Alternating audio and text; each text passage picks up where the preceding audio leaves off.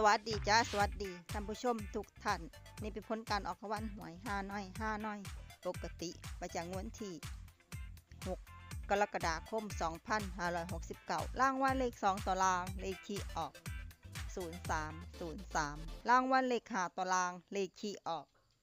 95103รางวัลเลข2ตัวบนเลขที่ออก97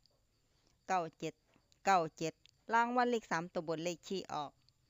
497รางวัลเลข5ตัวเลขที่ออก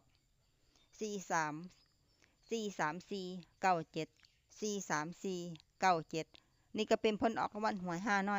อยปกติประจำวันที่6กรกฎาคม2569ขอให้โชคดีมีชัยถูกหวย5 น้อยปกติได้รับเงินกันทุกคนเด้อจ้าฝากไว้เด้อจ้าซับสไครบ์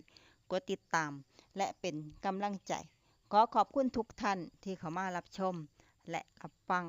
แล้วมาพบกันใหม่ในผลการออกหวย5 น้อยในเวลา 19:30 นาทีใน5 น้อย VIP สำหรับครั้งนี้ขอบคุณและสวัสดีจ้า